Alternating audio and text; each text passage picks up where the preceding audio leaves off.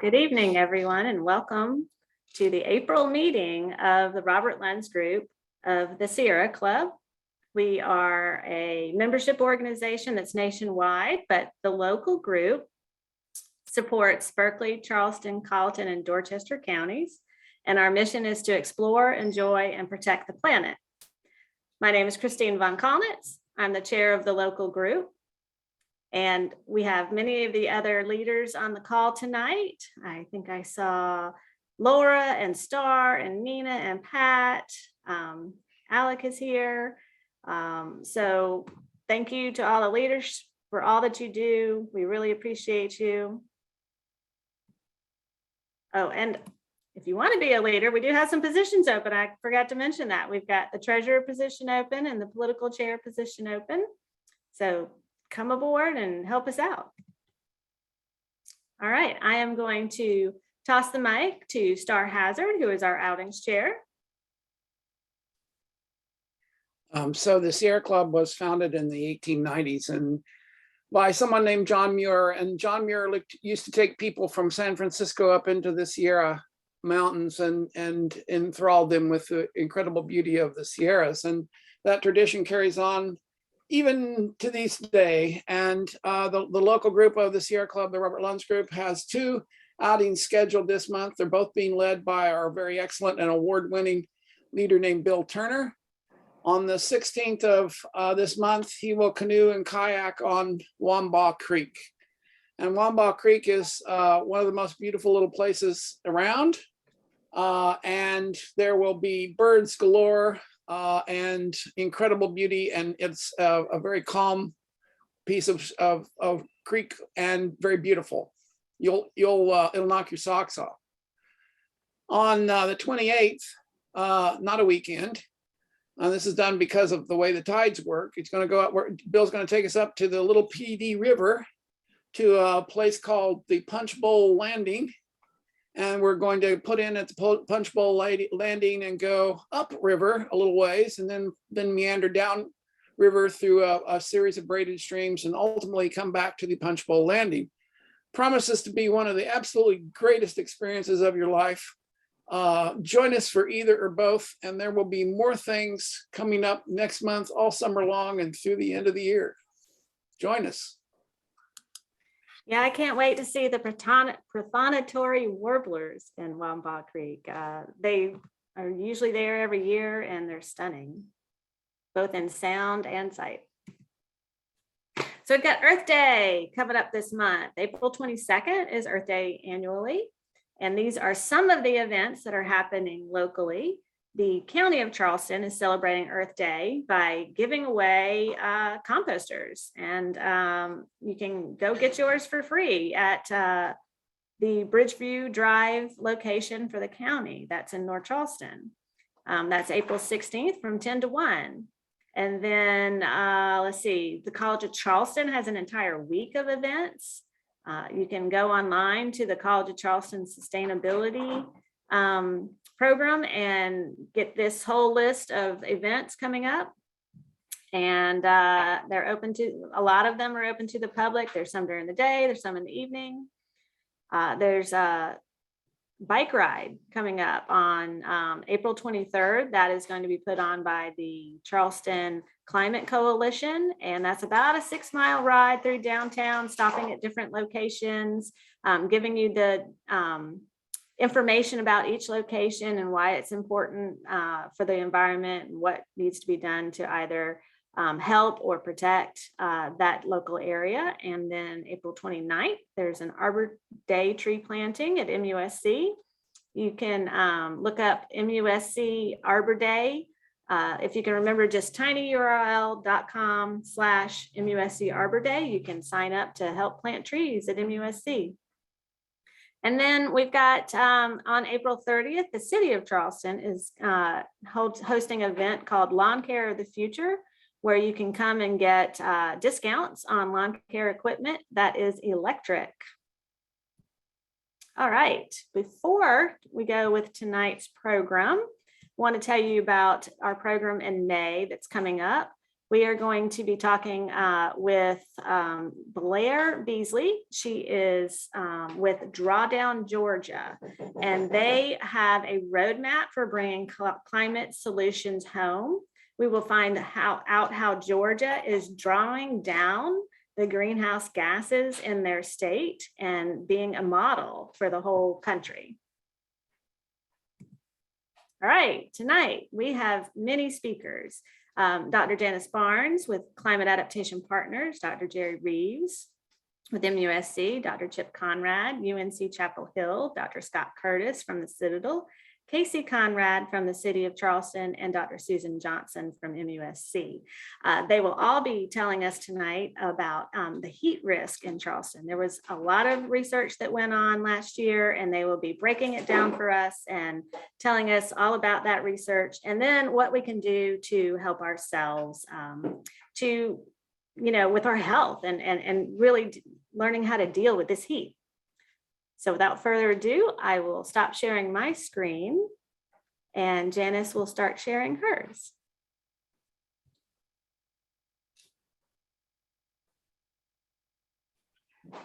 How's that? Perfect. All right. And Kirsten Dow is also joining us. So this is going to be quite the little clipper of actions. First of all, thank you, Sierra Club, for having us. Christine? Yeah, I wanted to say also, while they're all talking, if you have questions, put them in the chat, and also to remember to turn off your screens so that you can save energy. Okay, thank you. I love it when somebody's focused on sustainability and resilience holistically. Thank you, Christine. So, hi, everybody. Thank you for having us. My name is Janice Barnes. I've been fortunate enough to work with many Charlestonians and people within the Charleston area, as well as folks like Chip and Kirsten, who are working more from Columbia and Chapel Hill, respectively, or maybe I reversed that. What we've been doing in Charleston over the last couple of years is what the purpose of this conversation is. In the course of this, I'm just going to switch over to the agenda slide here. Let me see how we talk about this. We're going to talk about some research that started with the Charleston Medical District and then turn to Dr. Jerry Reeves to talk about heat health issues, and then turn to Kirsten to talk about the Carolinas Integrated Sciences Assessment Team, some work that she led, as well as some work that Chip has led in concert from Cirque. Then Scott's going to talk about the NOAA Heatwatch program, which you probably heard a little bit about last summer when we were doing the Heatwatch work itself. And then Casey will talk about these incredible resources that the city has put in place for you, give us a preview of those. And we'll take the last 5 minutes to hear from Susan Johnson and Christine again, as well as Kirsten, about some next steps that are coming up. And we want to take then, so that's the share part. And then we want to really talk to each of you about your ideas for community activities that could raise up heat health awareness in the city, in the metro, in the region, depending on where you are. That's the lay of the land. So I'll go ahead and jump in and talk a little bit about how this all started with the Charleston Medical District. And in about 5 minutes, we'll switch over to Dr. Reeves. I'll be advancing the slides. So for all the partners who are doing this, just say next or whatever you need to get us going. So what is the Charleston Medical District heat research? As you know, the city invested in a vulnerability assessment, and in that vulnerability assessment, the flooding issues that you're dealing with on a regular basis were certainly the priority. That vulnerability assessment also recognizes extreme heat and other hazards.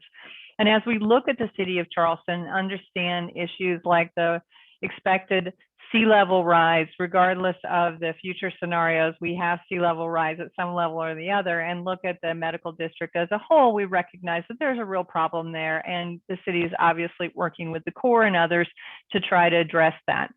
There's been so many good efforts across the city over the last 8 years or so focused on dealing with water.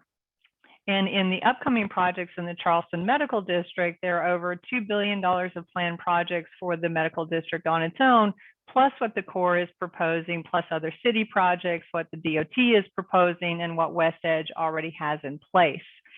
And when we look at the time frame of that work and look at what the heat scenarios tell us in this century, we recognize that there's a pretty significant change that is happening. This is a slide that Kirsten actually made that shows basically a doubling, tripling of extreme heat days by the end of the century.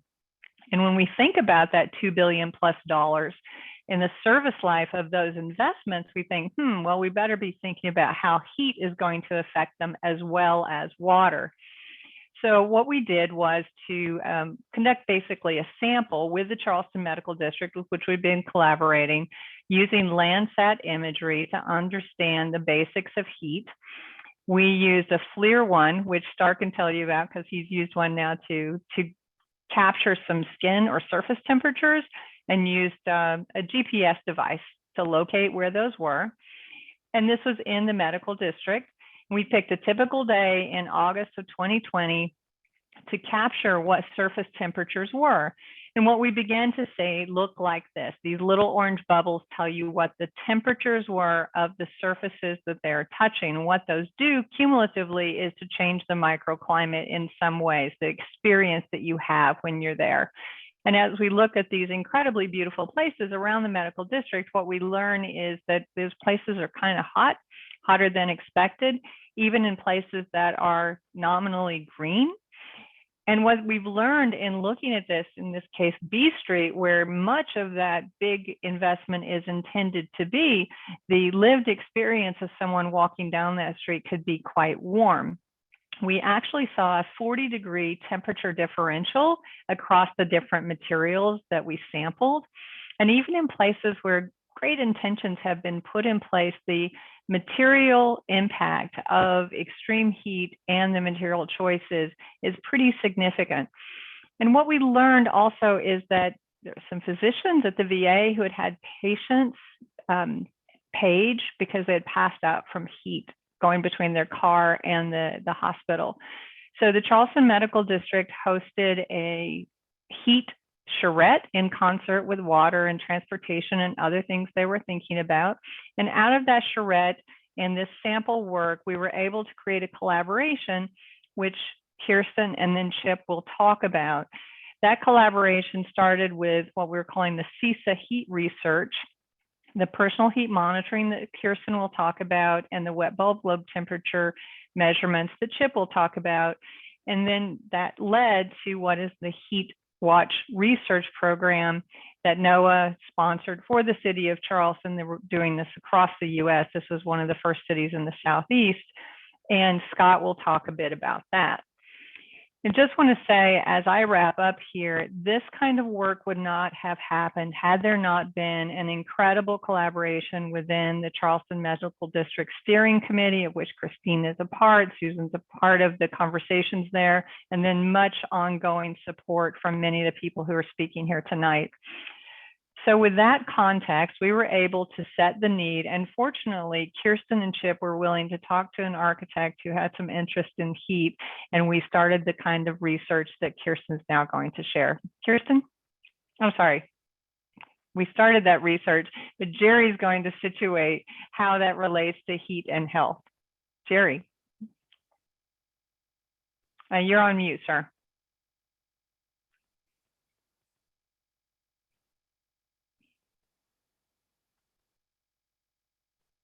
Let me see. Mute. Okay. Can you hear me now? We can hear you, but now we can't see you. Yeah.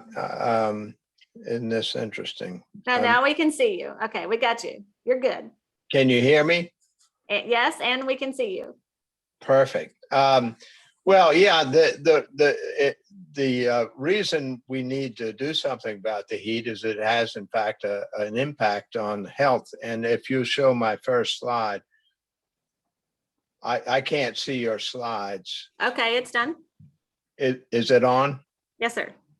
Okay, well, the first slide, I think, says that some people like it hot, but I can tell you, next slide, that many people do not like it hot. And this is actually a cartoon that was in one of the publications in Charleston. but it shows how hot it really can be in Charleston, but it gets hot throughout our state. And I think we might have some people in the Sierra Club that are around the state. But anyway, it gets uncomfortably hot, dangerously hot, and humid in Charleston and in our state. Next slide. And it's really hard for me to talk without seeing slides, but I know what's on.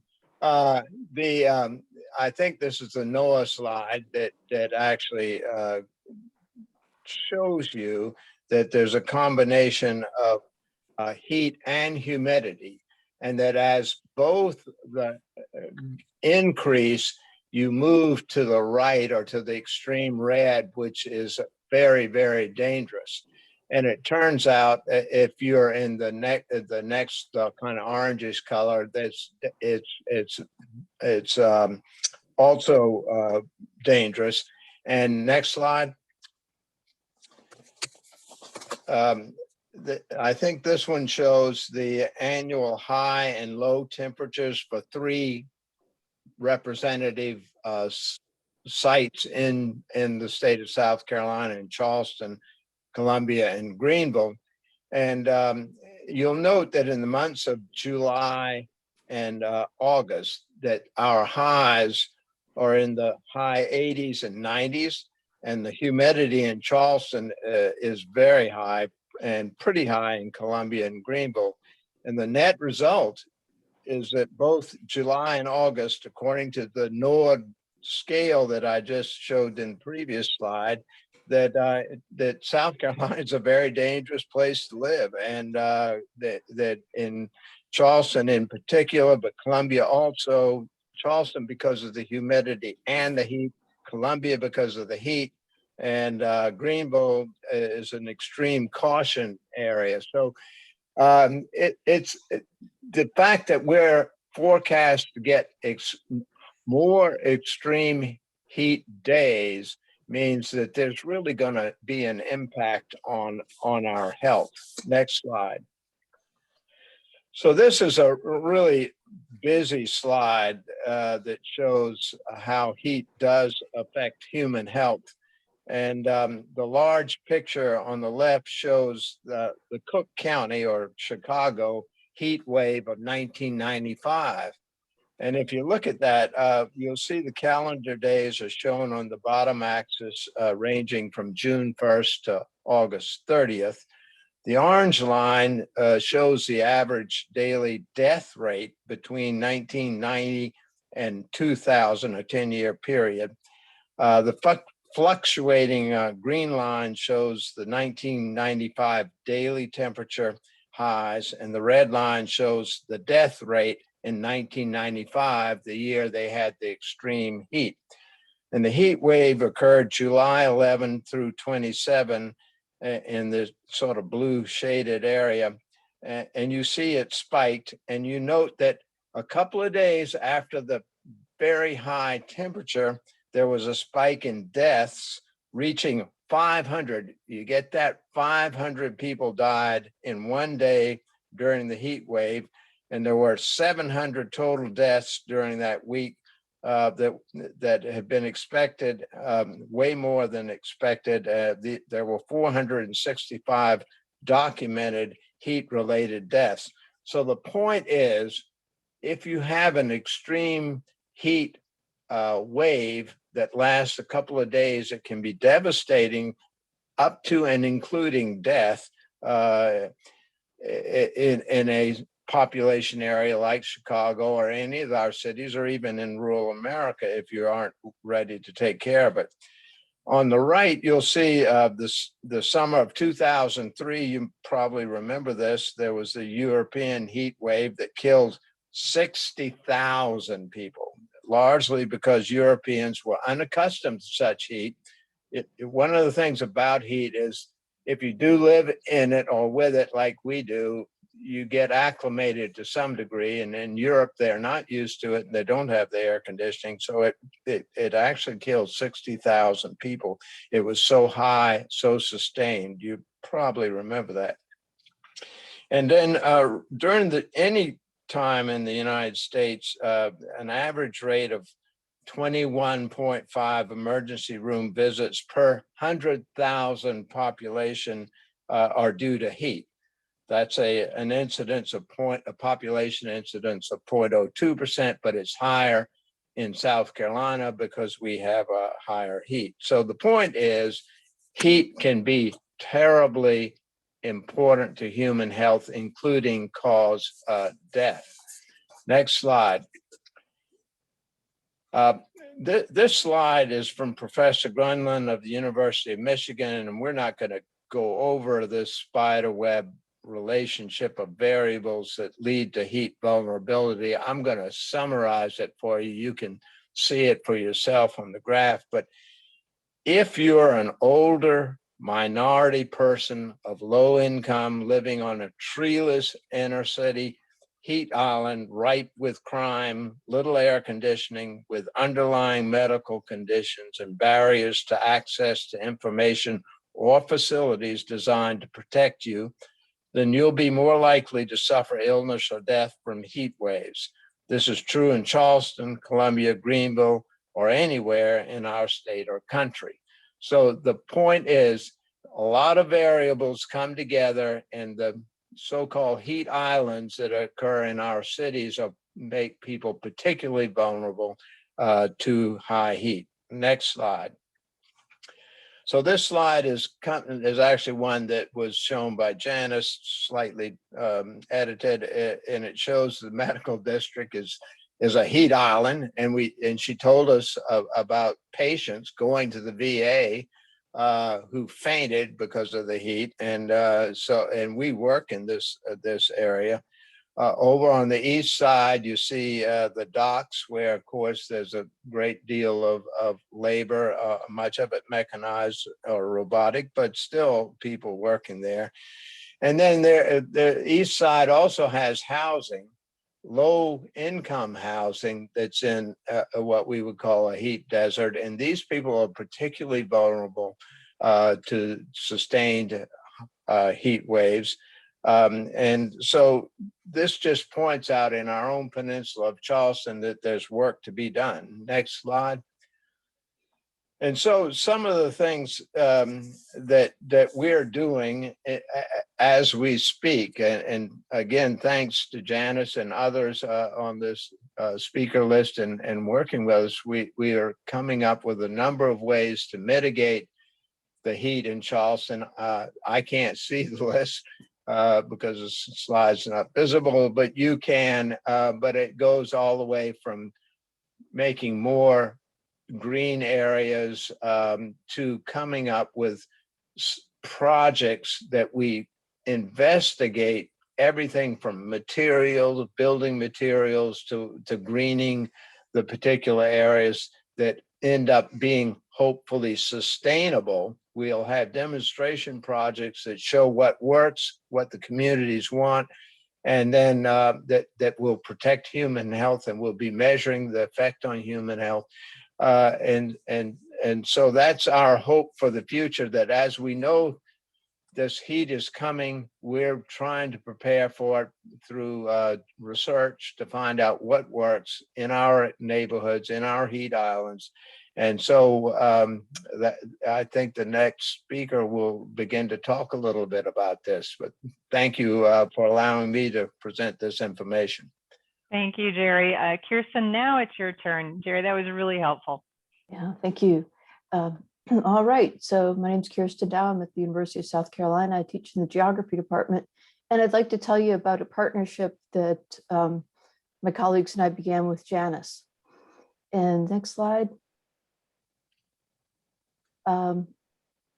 Actually, let's just stop on the previous slide for a minute, and we'll quickly to tell you the Carolinas Integrated Science and Assessment, Sisa, is a NOAA-supported team, and NOAA has supported a number of teams around the country with the express goal of trying to make climate science useful. So much of what we do in climate it's often driven by research curiosity, which is super important in understanding these broader patterns, but it's also important to bring that science down to how it's going to inform decision-making. And so I enlisted Chip Conrad, who you'll hear from next, is part of our team, and we brought on 2 additional colleagues to help us understand. They weren't able to be here tonight, so I'm going to share a little bit more about what they did with the next slide. All right, so there are a lot of ways to measure heat, but the way we typically hear about it is we hear it on the news and they tell us what's happening at the weather station out at the airport typically, or somewhere where there's a controlled space with enough green and no shade and comparable conditions, so that all the weather stations in the country are trying to be in the same environmental conditions.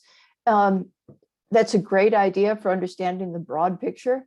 It's not so good for understanding exactly what we're experiencing. So this particular study decided that we should look at what is happening to individuals as they're working outdoors. Go to the next slide.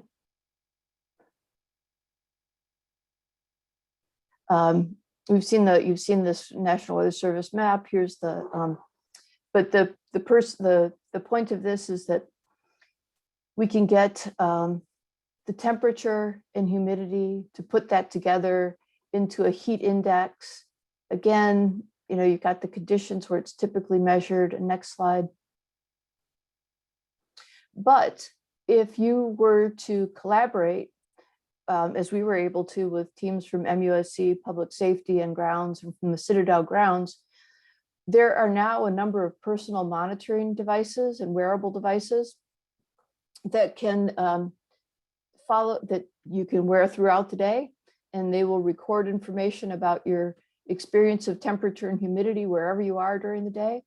And if you couple that with the time measurements on one of your fitness watches, this is a Garmin, it uses GPS sites so you can tell where people are experiencing higher stress levels by their heart rate, and see how that relates to the temperature and humidity experience.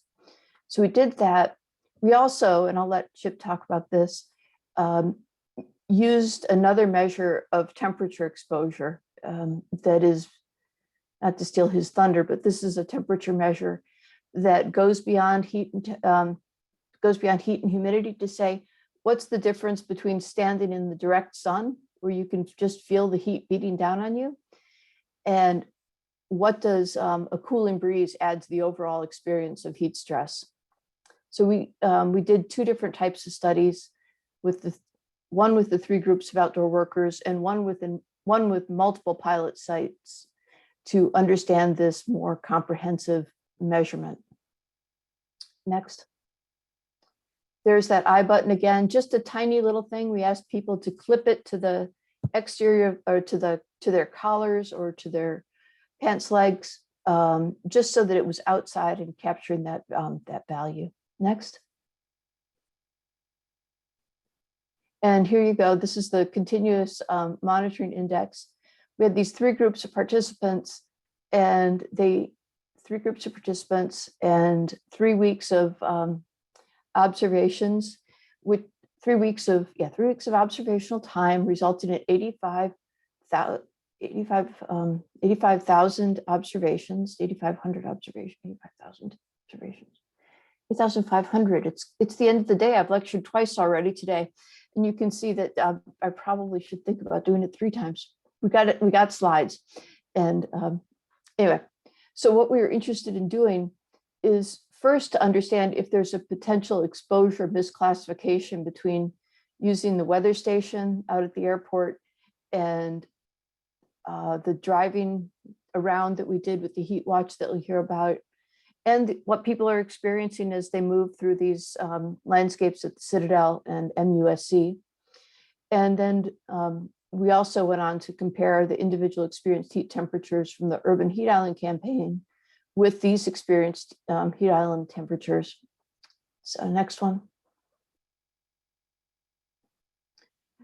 All right. So one of the key messages, and this is the Citadel results, but it was also true of MUSC for both the grounds people and for the people working in public security, is that when we looked at those temperatures that were experienced and recorded on those little They look like little batteries with the little yellow fob. What we saw is that the workers' personal ambient experience was higher than that recorded at the weather station. So if this is the weather station, then what they were experiencing was up to 10 degrees hotter on that Monday. It was almost 10 degrees hotter on Tuesday, 8, 9, significantly warmer in many of these places. Also significantly cooler because sometimes they were inside. So that's the good news. But this is enough to be a significant concern. I'll say a little bit more about that in a minute. Next.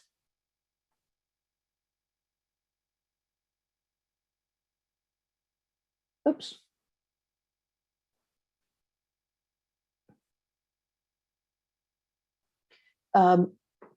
So this observation that individuals' personal heat index was higher than the local weather station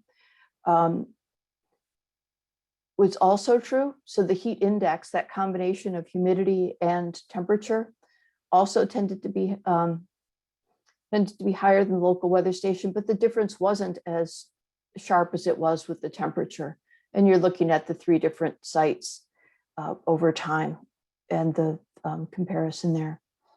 If we look at it by location, what we're seeing is that the grounds workers, particularly those at MUSC, experience the highest temperatures. So the I button temperature is here on the vertical axis, and you can see that in the center is the MUSC grounds group. And there, this line, the line in the center of those green boxes is the median, and then reaching to the 95th percentile. But it was higher overall during that period of time. Next. So if we were to look at the heat, the working hours temperature map, and we just sort of focus on where those darker oranges and darker reds are, you see that there are many places where they spent time where the temperatures were considerably higher. The average heat index values for both the Citadel and for the MUSC grounds were 95 degrees or higher. That's significant because according to the National Institute for Occupational Health and Safety, that 85 degrees heat index is now considered the trigger that should be used for taking heightened preventative measures. And so that's something that is ongoing in response to these findings. Next.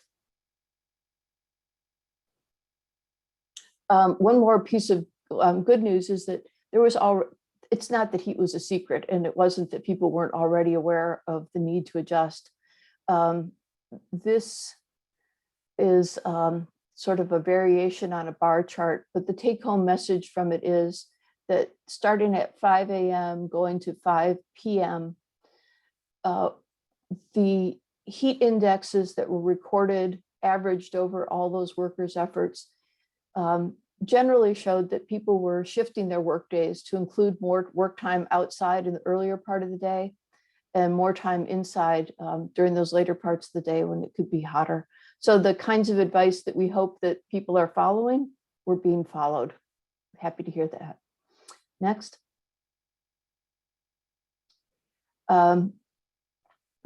So, just as part of this, we've shared, and we'll share with you all that there are a number of ways that workers can protect themselves from extreme heat. So just because we found this on the MUSC area where we know that it's particularly warm, doesn't mean it's not a good idea for everyone to pay more attention to heat. The the CDC and NIOSH have developed this new phone app so that you can actually pay attention to what temperatures you're experiencing. And you can make choices about limiting the amount of time and increasing the amount of time in the heat and the recovery time in a cool environment. It takes some time, right, to get your body temperature back down after a long time in the heat. And respecting that amount of time is important. You can reduce energy and work harder in the cooler times of the day. Work with people to understand heat stress and the symptoms as they're working. So if they start to feel a little bit confused or a little bit dizzy, that's something to take seriously and look at the other symptoms and not just sort of write that off as normal, but recognize it as a signal for attention. On particular days, when you're in particularly high situations, increase those rest breaks, shorten your work periods. Use a heat acclimatization plan. Don't just go out there in the first hot day. This is actually, you can see it in the medical records. That first hot day surprises people after a relatively cool spring. Having a buddy system to help people observe one another and what they're doing, and doing some self-monitoring, and then just thinking about personally drinking more water, increasing physical fitness. There are a lot of ways we've done that. And all of these things are better when you do them consistently, right? And that's one of the challenges of this sort of protective behavior. Next. Okay, so we have these additional, the phone app, we have the NIOSH guidance I just showed you, and I'm going to turn it over to Chip Conrad, who's going to tell you a lot about WBGT, wet bulb globe temperature, including a forecast tool that is publicly available across the Southeast. Go, Chip. Okay, thank you very much, Kirsten. So it's a great opportunity to talk to you all a bit about the patterns of heat stress. And what I'm going to share with you is that there's a tremendous amount of variation locally. And so we've done a lot of field work, which I'll be telling you about. And I'm also going to introduce this wet bulb globe temperature. And basically it provides perhaps the best measure of heat stress. So next slide, please. So just real quick, my sponsor here. So I work closely with Kirsten with Sisa, which is funded by NOAA, but I also direct the NOAA-funded Southeast Regional Climate Center. You can see our geographic footprint there over the Southeast. So we extend from Virginia down to Florida and west to Alabama. So we are a climate service center. We do a lot of different things. What I'm doing here is a good example. We talk a lot to people in different sectors basically about climate change and about weather and climate data. There's a lot of education that we do. And perhaps the biggest thing that we do is that we build web-based decision support tools. And so I'm going to show you an example of that here in just a second. Next slide. Okay, so just real quickly, a little bit about the Cirque Sisa Heat Research and Outreach Program. For about the last 4 years now, we've been doing field work measuring variables that affect heat over different land cover types. And to this point, most of our efforts have been focused on athletic surfaces. We developed a close relationship with the North Carolina High School Athletic Association. So we've been at a number of high school campuses measuring wet bulb globe temperature. And so we've used that field data to basically assist us in ground truthing a tool, web-based tool that predicts wet bulb globe temperature. And I'm going to show that to you here in a second. And this, we've worked very closely with athletic directors, high school trainers who are tasked with measuring wet bulb globe temperature. So we've worked closely with them, and we've hosted a couple of basically heat safety seminars. So we've really worked closely with them. We've gotten a lot of valuable feedback, and that feedback's really been has provided a lot of help in terms of tuning our web-based tool to that audience, basically making it so that they can readily understand it. Next slide. Okay, so we've already heard a bit about air temperature and humidity. You put those together and you have the heat index. Jerry was telling you South Carolina is a dangerous place in the summer, and that's true. The heat indices are really high. And imagine, being down in Charleston, the humidity is higher than it is in Columbia, but it's warmer than Columbia. So it's like sort of pick your flavor of heat. Well, wet bulb globe temperature takes not only those two variables into account, but also wind speed. And so our research shows that just even small differences in wind speed can make a huge difference in terms of the amount of heat stress. The other variable is solar radiation. So obviously, if you're standing out in the sun, you're subject to a lot more heat stress than if you're in the shade. But as Janice was pointing out, we get a lot of back radiation, infrared, that comes off of warm surfaces. This is a huge problem in urban areas, and it contributes a lot to the urban heat island. And so Janice's pilot work the summer before last showed that surfaces can vary quite a bit in the amount of infrared radiation that they emit. And so wet bulb globe temperature takes that into account. Next slide. And so this wet bulb globe temperature, it's a special scale here, and it ranges from less than 80. And of course, this time of the year, it's typically in the 70s, and maybe a few days we've had here lately, it's gotten into the low 80s. But it starts to get dangerous when it gets above 80. And so this is different than air temperature. And so when the wet bulb globe temperature, for example, gets to 90 degrees or above, in North Carolina, you're required to just basically suspend practice. If it's 88 to just about 90 degrees, then all athletes must be observed and supervised closely. They remove their pads and equipment. So there's very strict guidelines, very similar to South Carolina, except interestingly, their thresholds are a little bit higher. So in South Carolina, if it's 92 degrees, the wet bulb globe temperature is 92 degrees or greater, then they are required to suspend practice. Next slide. And so OSHA also has strict guidelines. And so this is followed really closely in a lot of factories where there's a lot of equipment around, that generates a lot of heat. And so, so basically these guidelines with wet bulb globe temperature going from green flag to black flag specify the frequency of work and rest breaks and how much water to take in. Next slide. And so we've done a lot of work with wet bulb globe temperature. And one of the things that we've done is we've taken a state-of-the-art, high-resolution hourly data set, and we constructed out of that a wet bulb globe temperature climatology. And of course, climate sort of means like average conditions. And I think we went all the way back to 1981. And so we basically developed maps that show the variations in wet bulb globe temperature. And I'm just going to show you one here. This shows the number of hours of yellow flag or greater, basically during the heat season, which runs from May to September. And so if you direct your attention here to Charleston, you can see that the hot colors are definitely down there.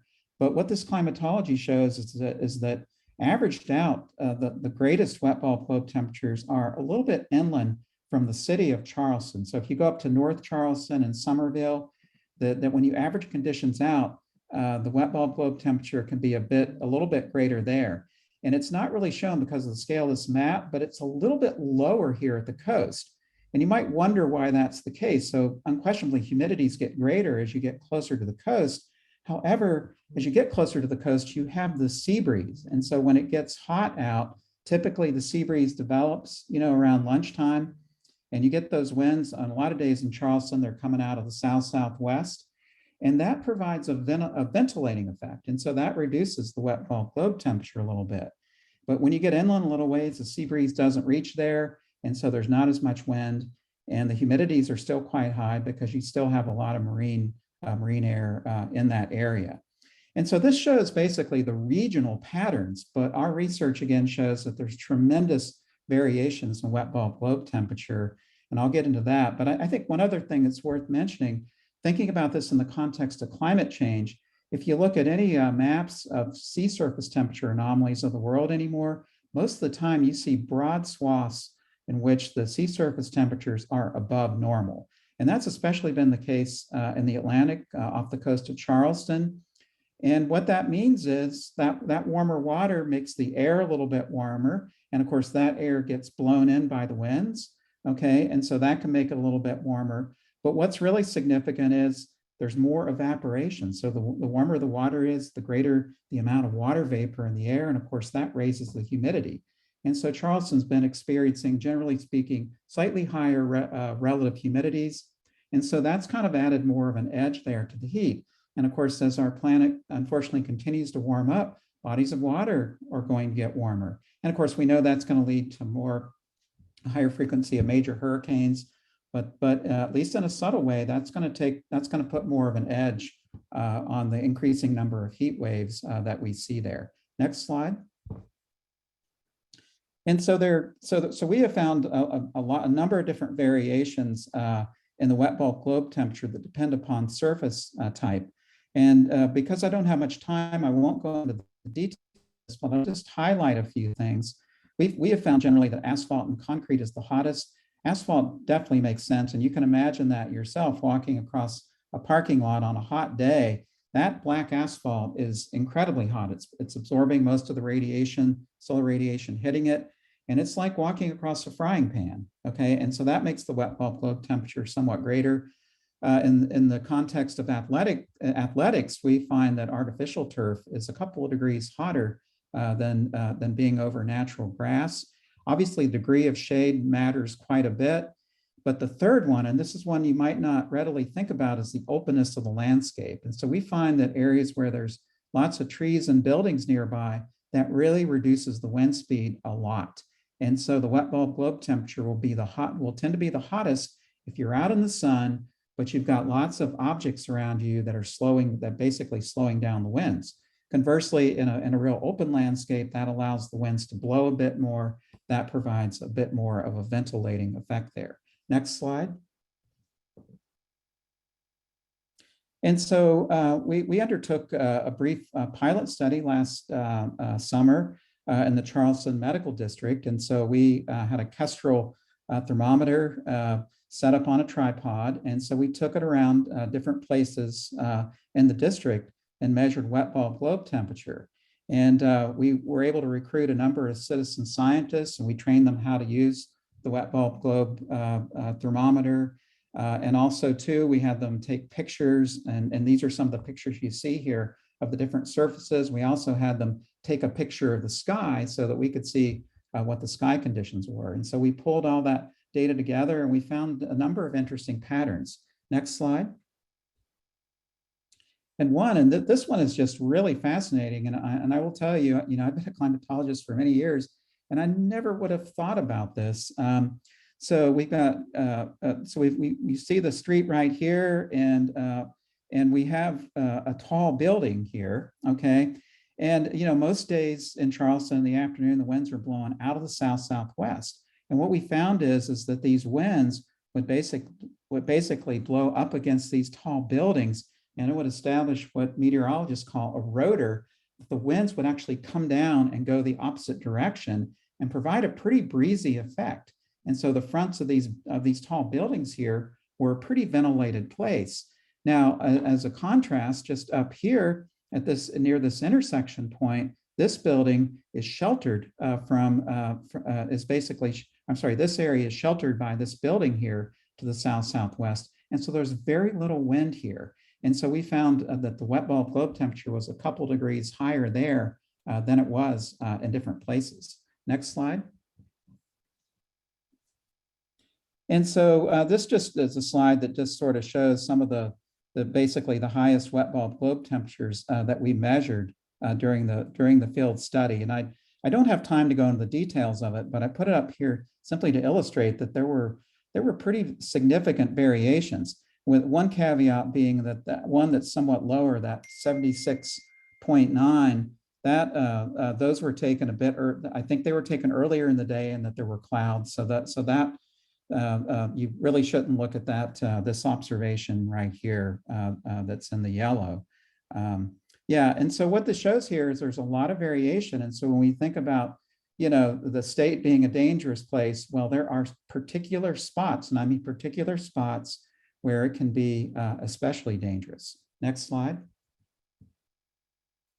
Okay, and so just very briefly, I just want to show off our tool here, and I provide the web address for it. So it's the wet bulb globe temperature prediction tool. And basically what it does is it calculates wet bulb globe temperature from forecast meteorological variables from the National Weather Service. So basically we take their hourly forecast going out to 5 days, and we have a very sophisticated formula. So we input the humidity, the temperature, the predicted wind speed, the degree of cloud cover, and then that gives us an hourly estimate of wet bulb globe temperature. And I have a screenshot here of the tool. It's very simple. You just basically find yourself here on the map. And of course, today it seems like most people don't know where they are. So we have, on a Google map, you have a box. And so you can just put in the street name or the school name or whatever. You just pop it in the box, and then you hit the submit button, and then you get the forecast below. It's hard to see in the screen, but we've got background information. A lot of people don't understand what wet bulb globe temperature is, so we have some explanations that are above that. Next slide. And so here's just an example. This is kind of random. This is from Richmond, Virginia. I believe this was last summer. And it just basically shows the hourly forecast. So this is a forecast made basically this on a Wednesday, okay? And the shaded area here shows what it was over the prior day. And then we have the 5-day forecast basically going from left to right. So Thursday going all the way to the following Monday. And the dark line here shows the actual forecast of wet bulb globe temperature. So you see those variations, and you see the flag levels indicated by the colors there in the background. And then you see this sort of gray shading here. This shows the variation that you might experience in wet bulb globe temperature according to how much solar radiation is hitting you. So if it's a clear day, there's no clouds, then it can be, you know, very high. So here in Richmond on this day, they were forecasting some clouds, but if you're out in the sun, this would suggest that the wet bulb globe temperature could get as high as 90 degrees there about 2 o'clock in the afternoon. And if you're completely in the shade, then the wet bulb globe temperature would be markedly lower. It would be down here in the green flag. And you can see here, you know, if you just kind of look at this area, you know, going from the lower bound to the upper bound, that can cross several flag levels, okay? So on this day, it goes from green all the way almost up to black. And what this says here is that if you can get in some shade, it's basically much safer. Next slide. Okay, so thanks for listening. Just a few acknowledgements from the staff that, there at the Southeastern Regional Climate Center. And also this, again, was a close collaboration with the Carolinas Regional Integrated Science and Assessments Program. And I must mention my PhD student, Jordan Clark, who's going to graduate this year. So he's the one that took the field measurements. Okay, thank you very much. Thank you, Chip. Scott? All right, thanks everybody. Thanks, Janice. So I'm gonna go ahead and give a summary of the very successful 2021 NIHIS Heatwatch campaign that occurred this past summer, July 31st of 2021. This was another citizen science event where we had 27 volunteers from across Charleston. Actually, many people on this call were part of the volunteer group, including our host, Christine, today. And this was measuring temperature and humidity around the city with instruments that are attached to the window of a car. And so with NOAA and Kappa Strategies, they provided this equipment, and they, with Janice and Leo, they were kind of leading this effort. They designed routes so that we could cover as much ground as possible with the cars.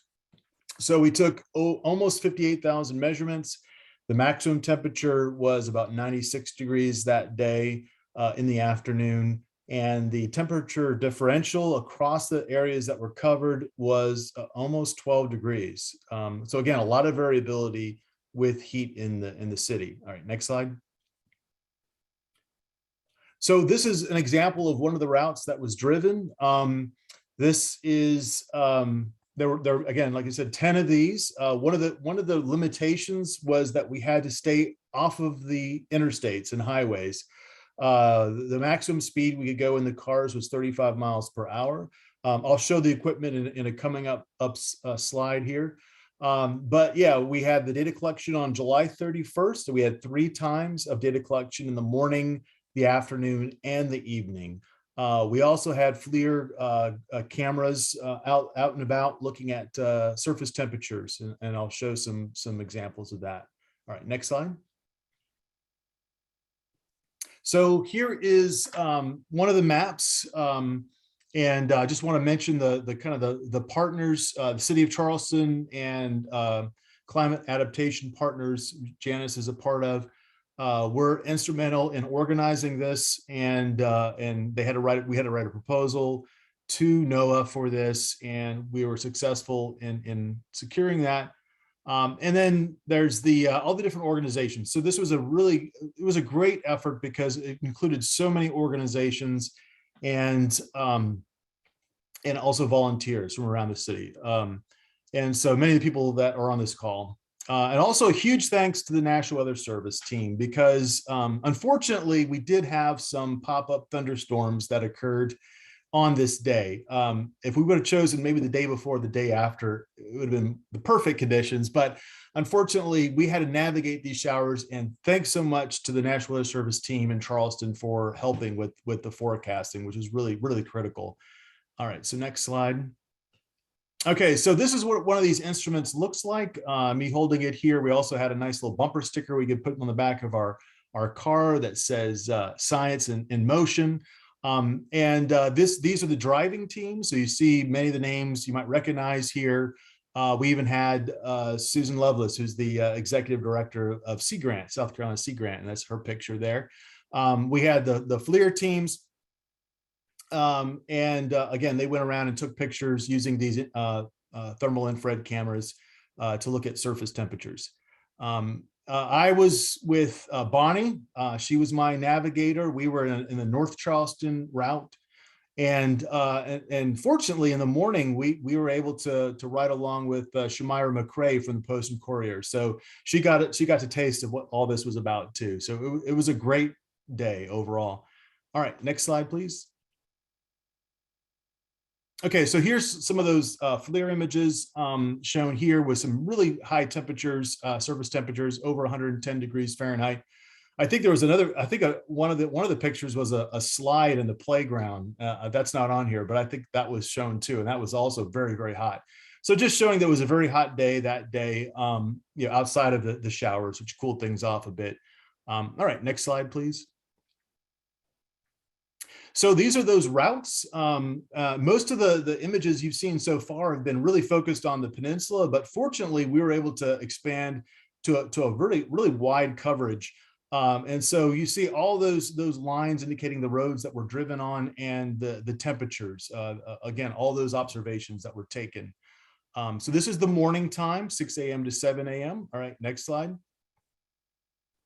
And then now what they did in Kappa Strategies is they basically interpolated a lot of that information using some satellite imagery to kind of come up with an overall temperature map. And so this is the heat watch map for the morning, 6 a.m. to 7 a.m. And you can start to see those differences really strikingly now. So we all know that the peninsula is hot and it sticks out very red here in the morning, but then you go over to Johns Island and you get much cooler conditions.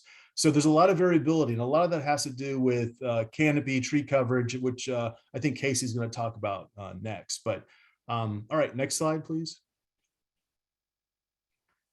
And so here is the next time. Again, mostly a complete coverage. We did have a few gaps. This was the afternoon time. The showers kind of started towards the end of this period, and so we did lose some of the information. I should mention that those instruments measured both temperature and humidity, so we could develop heat indices.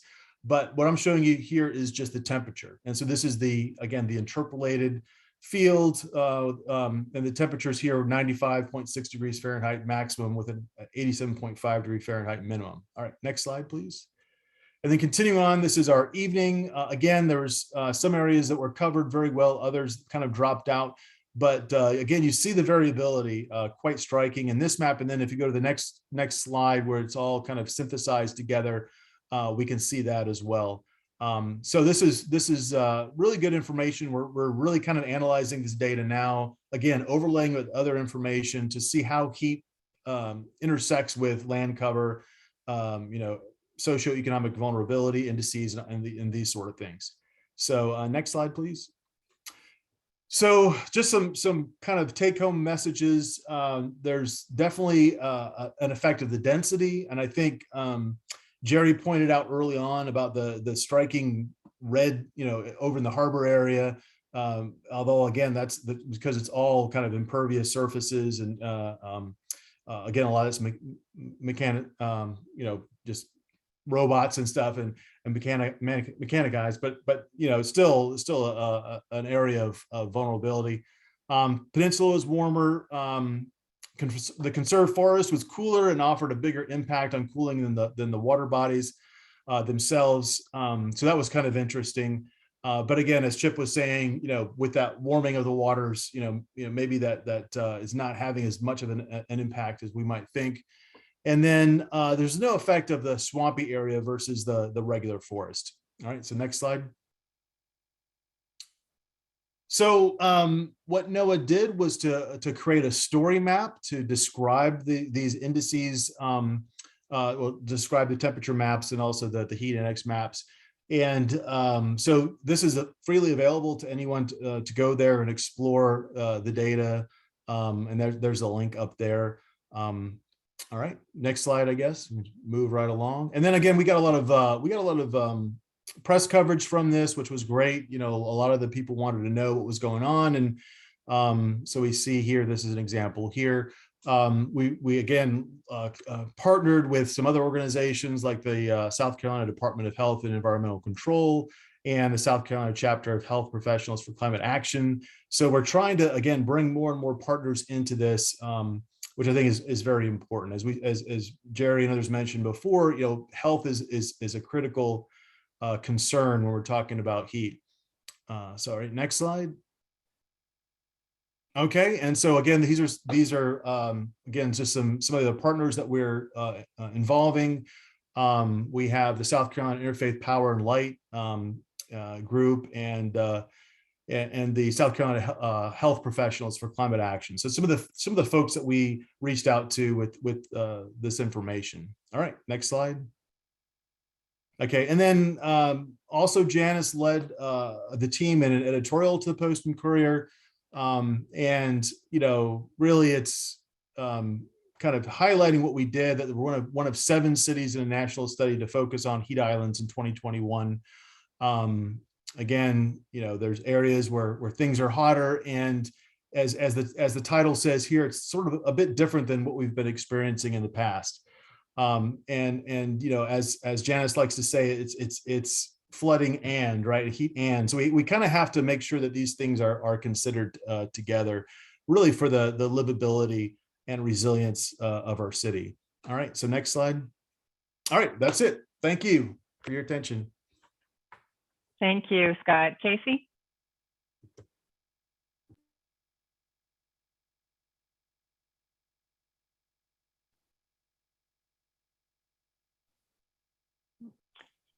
Casey, we're not hearing you yet. It looks like you're on mute. We are going to wrap up with Casey and then a quick overview from Susan, Christine, and Kirsten on some activities that are upcoming. We'll have a few minutes at the end if you have ideas about how to get involved yourself. Casey, are you ready? No, we're not hearing you yet.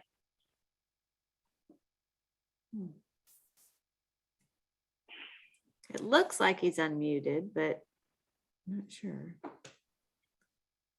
So Casey has been doing some extraordinary work in the city to bring the kinds of resources that Scott was just describing forward through resources that you have access to right now. Casey, when you're ready, just say so.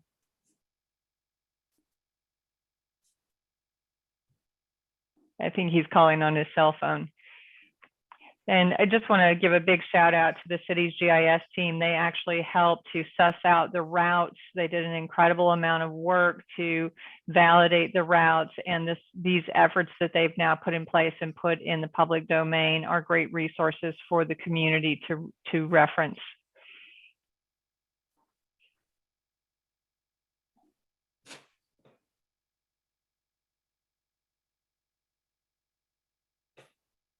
Casey, I'm so sorry that it's not working. We are still not hearing you.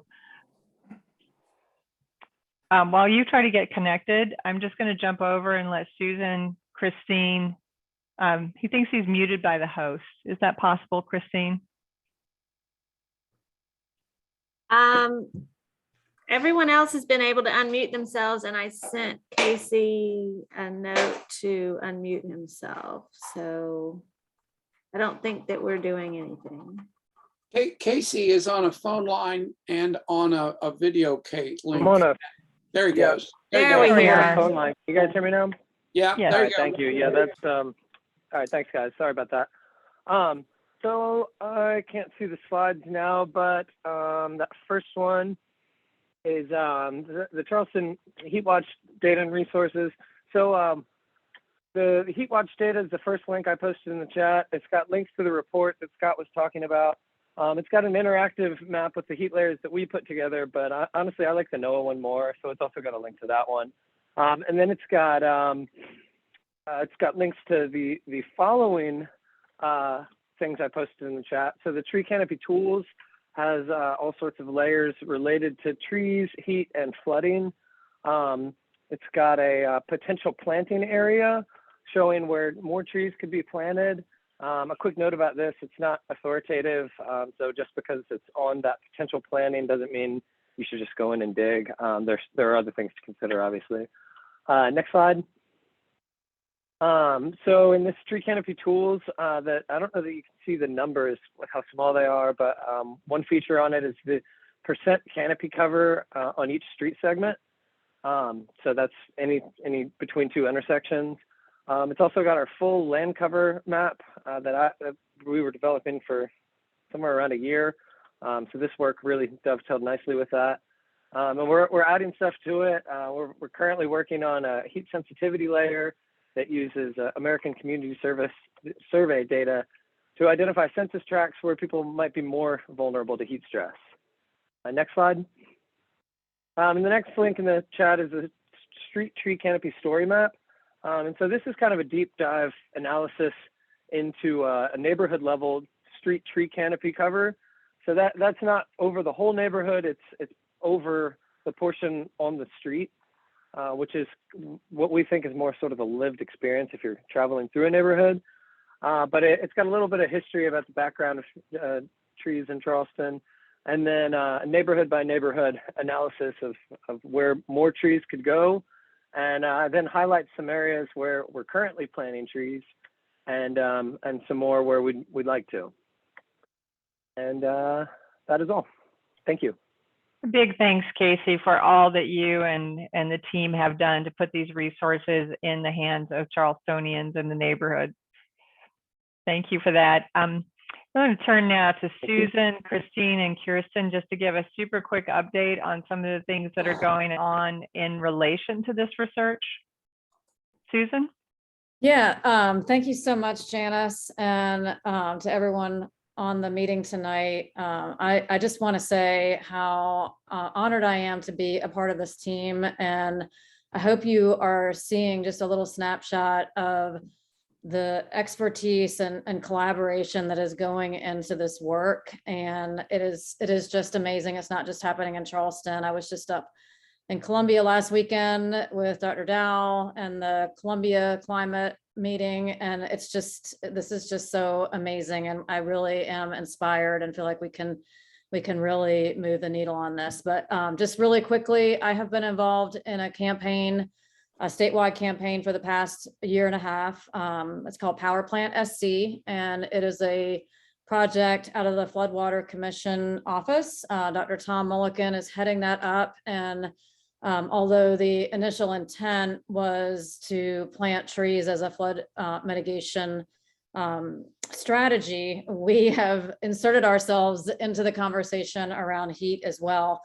And I love the conversation that's going on. David, it's great to see you here and bringing up the West Edge. And I see Dale Morris. We have actually been having some conversations about utilizing the trees that Duke Energy has donated to Power Plant to do some pilot plantings in the Charleston area. And we really want to be thoughtful about where we do this pilot.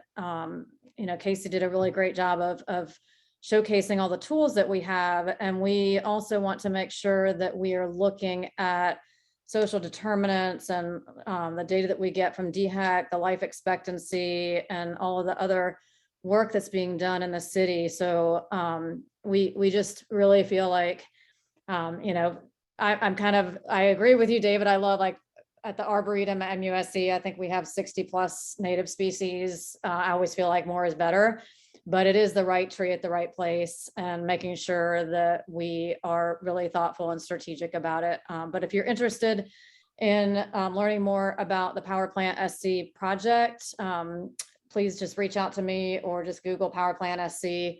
We'll be doing some further planting as a group and statewide. I think we have hit probably 28 counties over this past year. So I'm really excited about the work.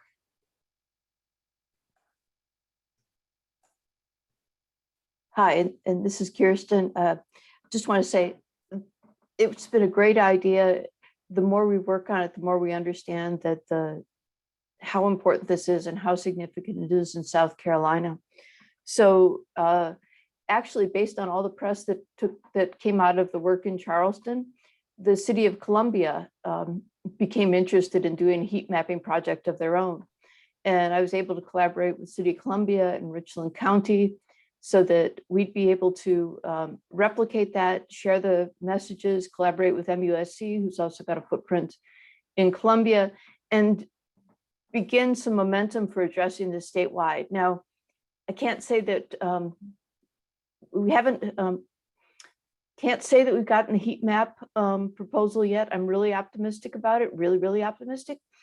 But I can share with you brand new breaking news that we have a different proposal to work with the National Weather Service and DHEC's Public Health Preparedness Coalition in the Midlands to develop better heat messaging for rural and urban areas and better characterize the variability in the landscapes for a project that will begin in the Central Midlands. And after piloting here, we hope to share it with other parts of the state and really help build out resilience across the state for heat.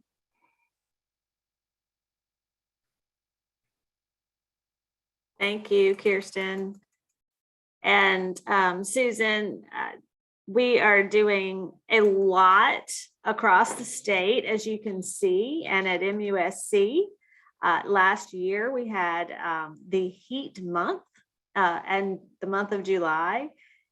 We had speakers from the South Carolina Health Professionals for Climate Action. We worked with our grounds crew. And, you know, our grounds crew is planting hundreds of trees a year, literally, at the Medical University of South Carolina. And they're working on layered planting, which also helps with heat. And the sustainability office is measuring our greenhouse gases.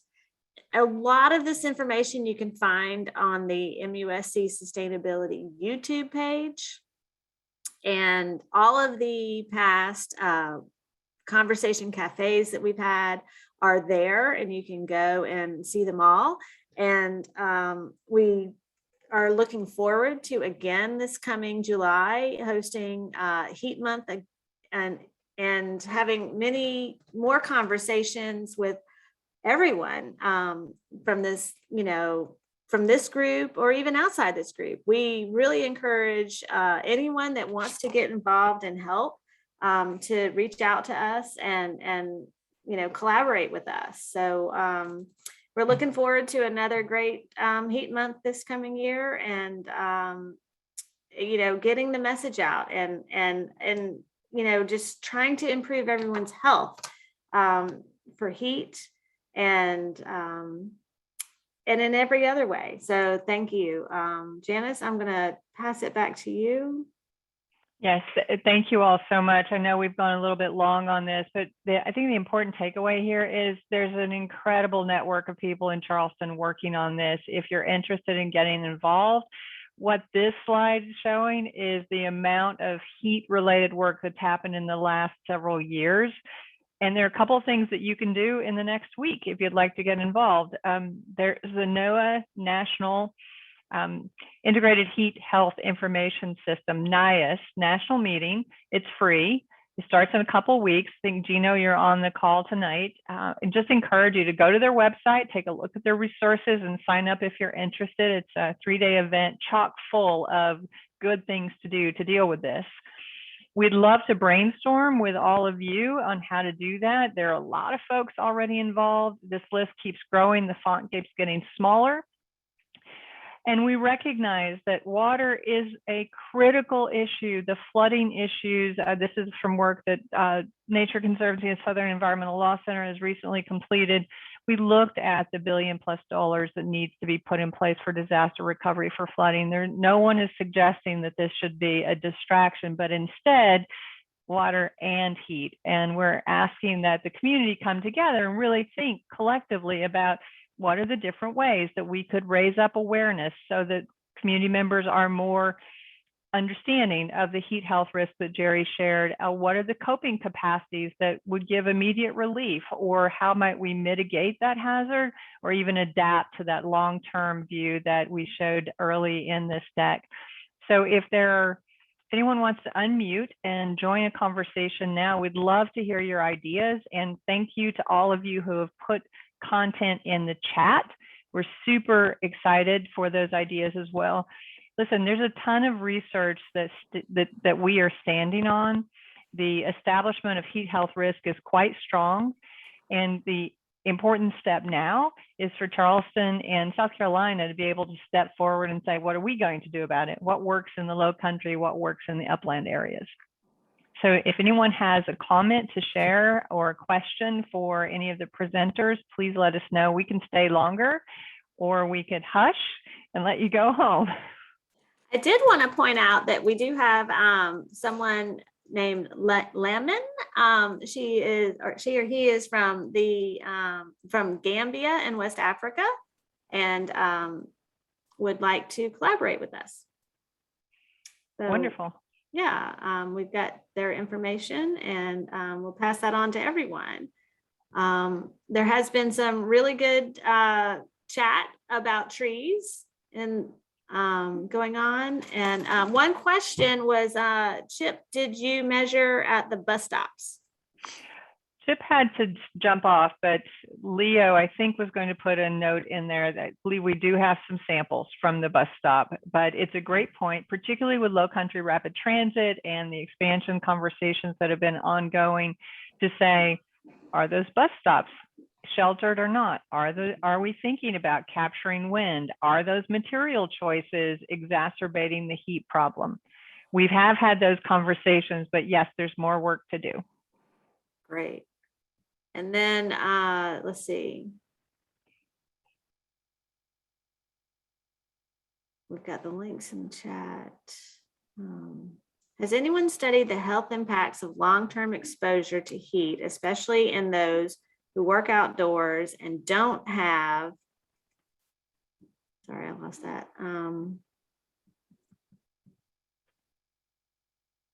I lost the question. The answer though to that is yes. Jerry, you want to speak to the data, the empirical work on heat exposure? You're on mute.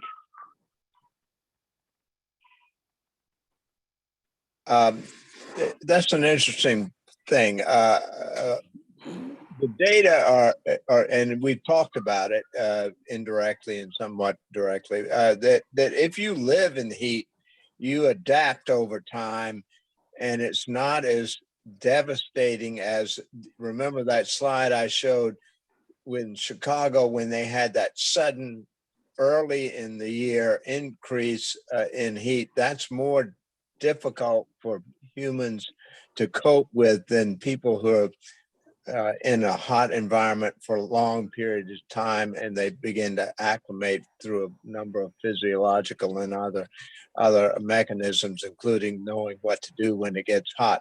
So I think the question, I mean, I believe if I heard the question right, it is if you are going to get a sudden increase, it's far more unhealthy than a gradual one that's expected and that you're accustomed to. And so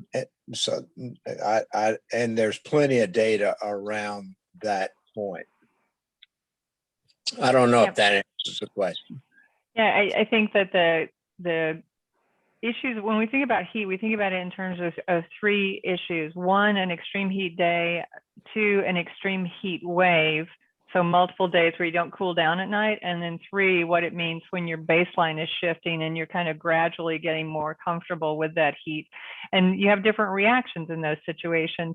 I think that but in addition to what Jerry had just said, there's some interesting research on outdoor farm workers and long-term kidney problems.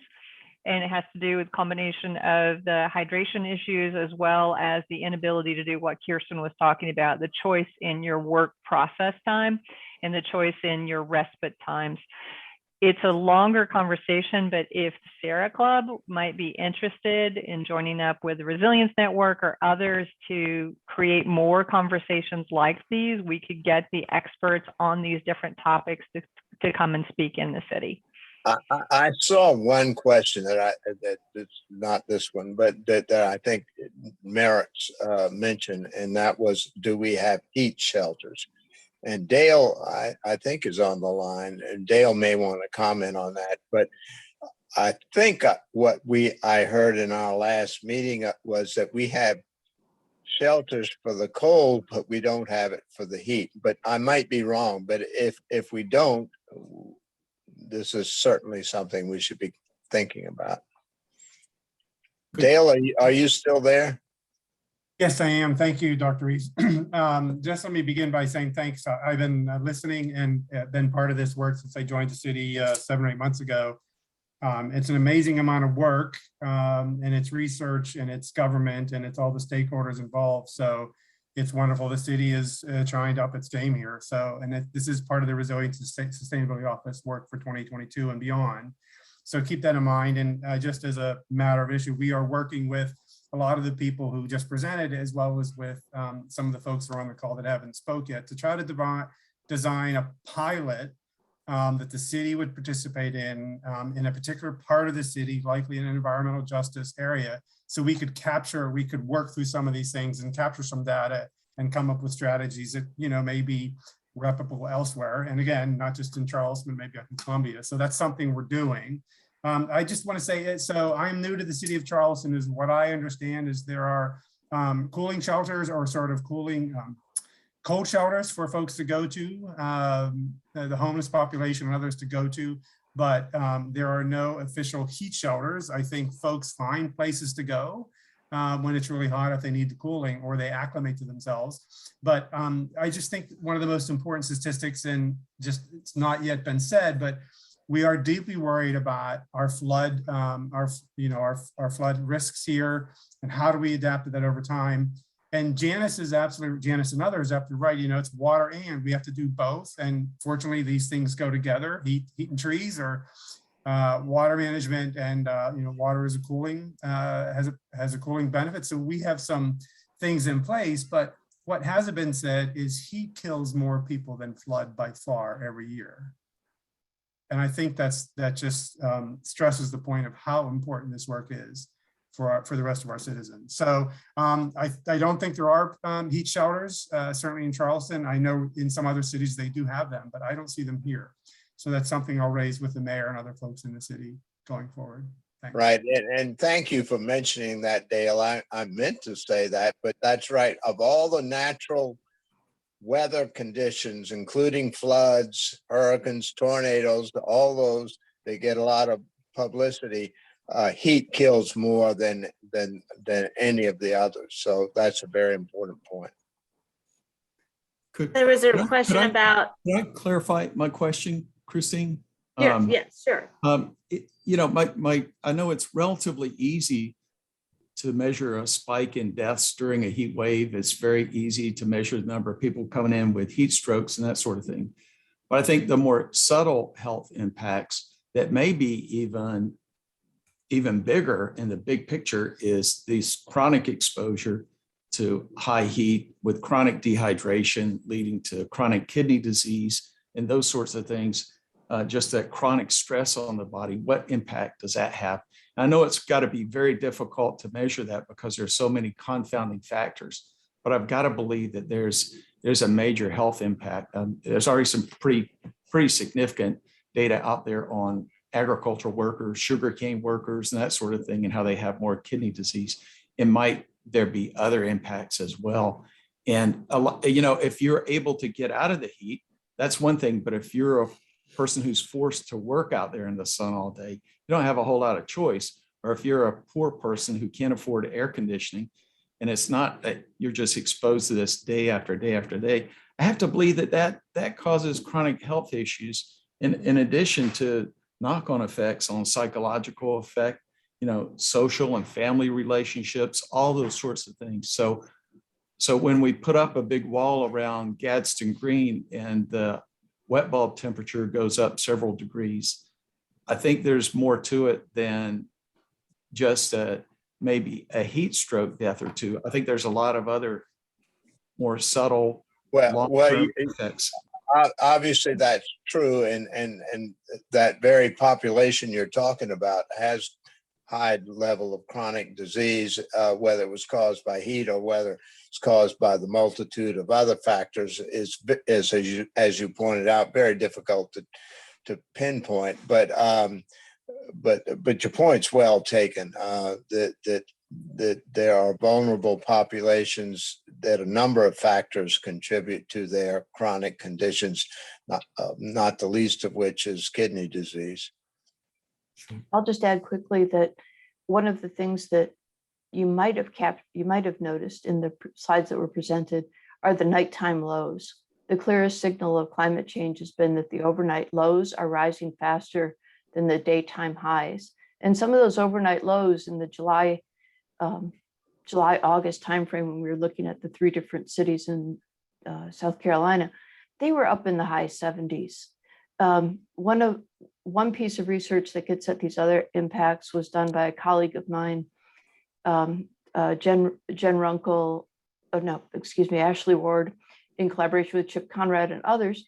And what they found is that those long periods of elevated temperatures without relief are associated with increases in increased odds of pregestational birth. So that stress on moms is very real, and the stress on families resulting from premature birth is also something that's very real. That was a North Carolina-based study from their data. There's also some emerging work on indoor workers in under or unconditioned spaces. So it doesn't just have to be the outdoor workers. Think about people who are doing distribution warehouse work, for example. I think that the NIAS resource that we put up earlier would be, if you're interested in this, it's a great place to start. I think Noah's done a really lovely job of bringing together a very diverse group of collaborators. So you have folks with backgrounds like design from me, and medicine like Jerry, sustainability like Christine, geography like Kirsten.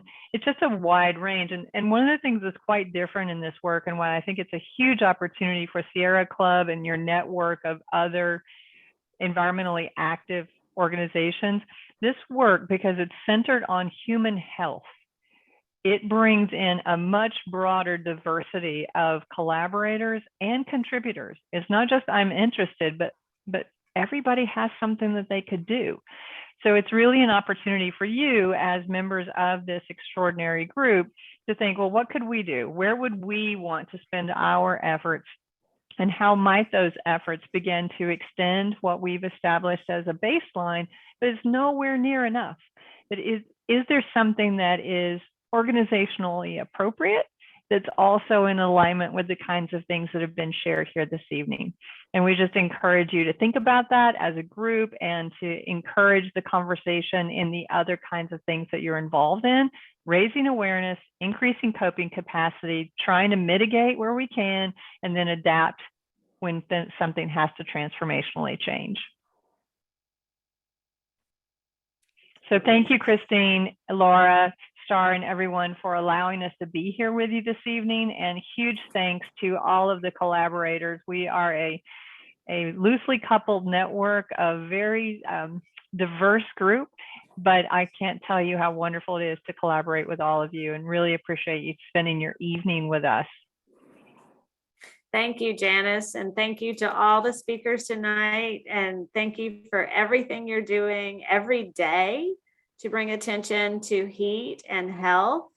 And South Carolina cannot do better. I mean, it's just great having you all here. And, you know, I think you just bring a degree of caring to your work that shows. And I think that, you know, we'll all be better for it. So really appreciate it.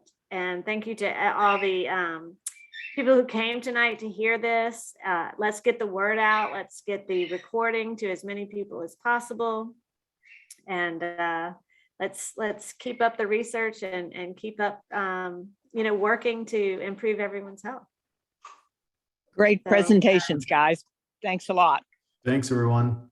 Thanks, you. Christine. Thank you.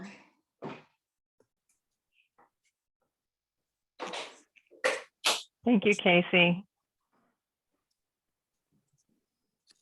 Need a shout out to Grant too. I just see Grant was part of the research team. He's still here. Thank you, Thanks, Grant. Appreciate it. He's gonna hang in there for another season. That's wonderful. He's a seasoned professional now, right? Another heat watch under his belt is nothing, right? Yeah, I guess you can look at it that way at this point. That's right. You can We'll lead the see, we'll see team. how it goes. Yeah, definitely, definitely. Thank you, everyone. Bye all. Bye-bye. Good night. Good night.